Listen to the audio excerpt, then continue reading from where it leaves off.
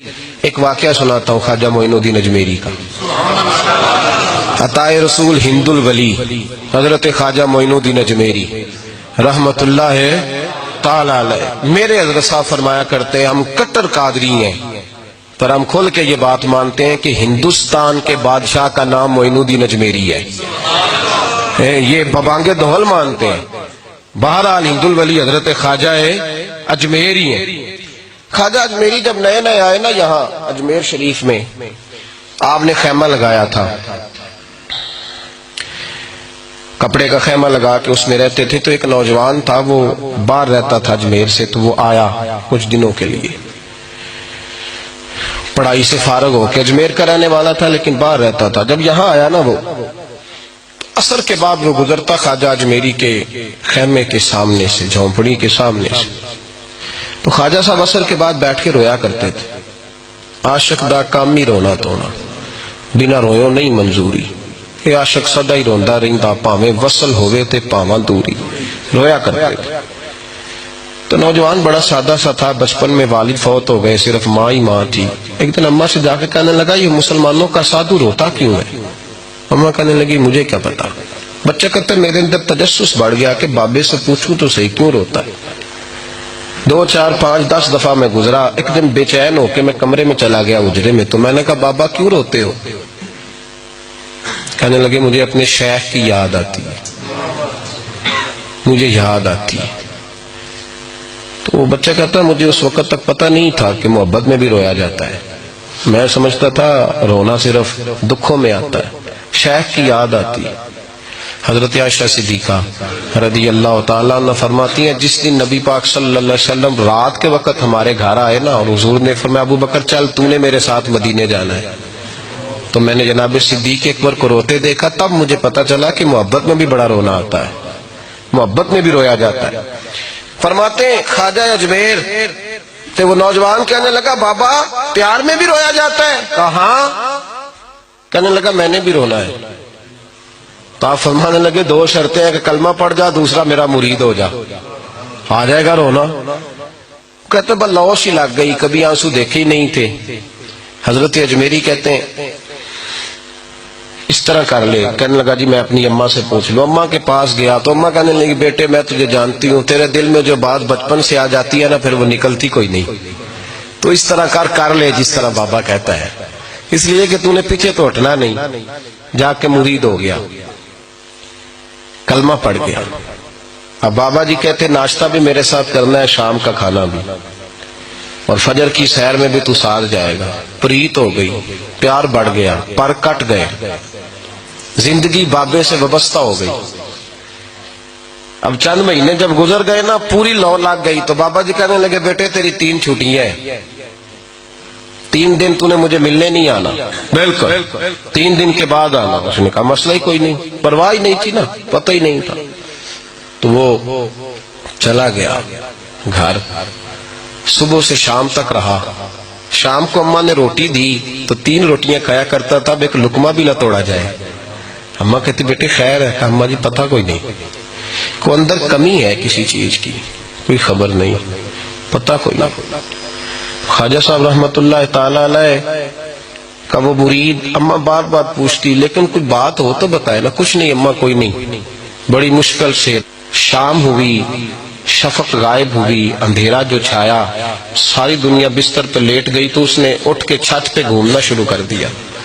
بچہ نہ سوئے تو اماں کیسے سوئے؟ اماں بھی چھت پہ آئی. کہا بیٹے کیا بات ہے؟ کہا اماں پتہ کوئی نہیں، کوئی میری نیند اڑا کے لے گیا ہے. بیٹے تو نے روٹی بھی نہیں کھائی؟ کہا اماں کوئی نہیں پتا، کوئی پتہ نہیں. جب 12 بجے کے بعد کا وقت آیا تو پھر ہلکے ہلکے آنسو نکلے، اور جب سحری چمکی تو دھاڑے مار کے رویا. بیٹے کیا ہوا؟ لگا اماں میں نے بابا جی کے پاس جانا ہے، اسے کہے مہربانی کرے، میں نے یہ جدائی میرے بس کا روگ نہیں، اب نہیں میں نہیں رہ سکتا.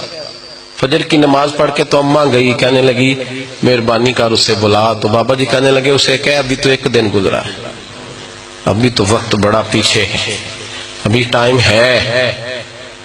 بس اگلے دن کی جو شام ہوئی تو ماں کے قدموں میں گر گیا، کہنے لگا خدا کا واسطہ اسے کہو میرا نہیں گزارا ہوتا، اب نہیں، آبادی ہو گیا، اب اگر اس کی دید کا نشہ نہ ملا تو مر جاؤں۔ حضرت اجمیری رحمت اللہ علیہ کے پاس اماں روتی ہوئی آئی، کہنے لگی بابا مجھے نہیں پتا تیرا اس کا رشتہ کیا ہے، میں تو ماں ہوں۔ اس کے آنسو گرتے ہیں تو میرا کلیجہ پھٹتا ہے، وہ جب روتا ہے تو میری جان نکلتی ہے، مہربانی کر اسے دید کا نشہ دے، میرا بیٹا ہے بلکتا ہے دیکھا نہیں جاتا۔ جب یہ لفظ کہے تو آپ فرمانے لگے ماں تو اب ایس کرنی کی ہو تو میرے رسول دیدار منع کر دیتے ہیں، تو ماں بن کے آئی ہے تو تجھے کیسے روک دوں؟ فرمایا جا اسے کہہ آ جائے۔ اب وہ وہاں سے نکلا تو دوڑا آیا اور آ کے کھڑا ہوا تو حضرت اجمیری مریدوں کو سبق پڑھا رہے تھے، کتاب کھلی ہوئی، بات ہو رہی تھی مریدوں کے ساتھ گفتگو ہو رہی۔ وہ آ کے کھڑا ہو گیا، ایک نظر یوں اٹھائی تو دروازہ، بڑی دیر سے کھڑا ہے، یوں نظر اٹھائی اس کی طرف دیکھا، بس دیکھا ہی تھا کہ وہ دھاڑے مار کے رونے لگا۔ تو حضرت اجمیری نے مسکرا کے ایک جملہ کہا، فرمایا پتہ چل گیا محبت میں بھی رونا آیا کرتا ہے، پتہ چل کے دوڑ کے قدموں میں آیا۔ اور پھر لوگ کہتے ہیں جب وہ آیا نا تو آنسو حضرت اجمیری کے بھی نکل گئے، رو پڑے، آہیں نکلی، فرمانے لگے بیلیا رات سویا نہیں نا؟ کہا حضور نہیں۔ فرمایا میں بھی نہیں سویا، تو اگر بیدار تھا تو کل شام روٹی نہیں نہ کھائی؟ حضور نہیں کھائی۔ فرمایا میں نے بھی کوئی نہیں کھائی۔ یہ محبت دو طرفہ ہوتی ہے، یک طرفہ تھوڑی ہوتی ہے، اگر تو نے نہیں کھائی تو میں نے کب کھائی؟ میرے بھائی ہمارے مشائخ نے محبت کی زنجیروں میں باندھا مریدوں تو بند گئے، گزارے نہیں ہوتے تھے۔ قطب الاقطاب حضرت خواجہ قطب الدین بختیار کاکی رحمت اللہ علیہ فرماتے میں حضرت خواجہ معین الدین چشتی رحمت اللہ علیہ کی خانقاہ میں بیٹھا تھا، اچانک ایک تاجر، ایک دنیا دار شخص آیا۔ حضرت خواجہ معین الدین چشتی رحمت اللہ تعالی علیہ کے سامنے بیٹھے ہوئے آپ کے ایک مرید شیخ علی علیہ رحمہ جن کا نام تھا، ان کی طرف وہ تاجر تیزی سے بڑھا اور شیخ علی کا گریبان پکڑ لیا۔ میرے پیسے کب دو گے اور کتنے وعدے کرو گے؟ لاؤ میری رقم واپس کرو۔ حضرت خواجہ معین الدین چشتی رحمت اللہ علیہ ساری صورتحال سے بے خبر تھے، جلدی سے اٹھے اور اٹھ کر کے اس تاجر سے کہا کہ معمہ کیا ہے، بات کیا ہے؟ کہا حضور بہت عرصے تھے آپ کے اس مرید شیخ علی نے میری رقم دینی ہے اور واپس نہیں کرتا۔ خواجہ صاحب علیہ رحمہ نے شیخ علی کی طرف دیکھا اور فرمایا یہ معاملہ کیا ہے؟ عرض کی حضور غریب ہوں، کمزور ہوں، تنگ دست ہوں، قصدن ایسا نہیں کر رہا، اس سے کچھ مہلت لے چکا ہوں وہ ختم ہوئی، اب اور مہلت کا سوالی ہوں، اور یہ مجھے مہلت دینے کو تیار نہیں ہے۔ خواجہ اجمیر علیہ رحمہ نے اس تاجر کی طرف دیکھا اور فرمایا غریب ہے، مجبور ہے، اس وقت تنگ دست ہے، اس کو کچھ مہلت دے دو، یقیناً تمہاری رقم لوٹا دے گا۔ اس نے حضرت خواجہ علیہ رحمہ کے ساتھ بھی توہین آمیز لہجہ معاذ اللہ اختیار کیا، ابھی لے کر کے جاؤں گا، پوری رقم لے کر کے جاؤں گا، ورنہ نہ صرف یہ کہ اسے رسوا کروں گا بلکہ میں اسے بازاروں میں کھینچوں گا۔ خواجہ قطب علیہ رحمہ فرماتے ہیں جتنے لوگ وہاں بیٹھے تھے ان سب کی طرف جب شیخ علی دیکھتے تو کمزور پڑتے، روتے، میرے پیر بھائیوں کے بیچ آ کر سر عام اتنے لوگوں میں میری اتنی رسوائی کر ڈالی۔ خواجہ اجمیر نے اپنی اس مرید کی آنکھوں میں جب آنسو دیکھے تو بڑا ہی دل نرم ہوا، اس کو کہا کچھ مہلت دے دے، اس نے کہا نہیں نہیں مجھے تو ابھی اپنی رقم چاہیے۔ خواجہ صاحب رحمت اللہ علیہ نے زمین پر چادر بچھائی، چند سکے جیب سے کیا نکالے تھے کہ اللہ تبارک و تعالیٰ نے بھرے خزانوں سے دولت عطا فرما دی، یہ ہے تمہاری رقم، اٹھاؤ اور لے جاؤ۔ تمہیں فقیروں کو اس طرح رسوا نہیں کرنا چاہیے تھا، تمہیں خانقاہوں میں بیٹھے ان سادہ اور کمزور لوگوں کے ساتھ یہ رویہ روا نہ رکھنا چاہیے تھا۔ یہ کہا اس شخص نے پیسے اٹھانے شروع کیے اور اٹھاتے اٹھاتے نا جب اس کی نظر زیادہ مال پہ پڑی تو کچھ زیادہ پیسے بھی اٹھا لیے، ذرا نظر بچا کے دیکھتا کہ خواجہ صاحب دیکھ تو نہیں رہے، کچھ زیادہ رقم ہتھیائی اور وہ چلتا بنا۔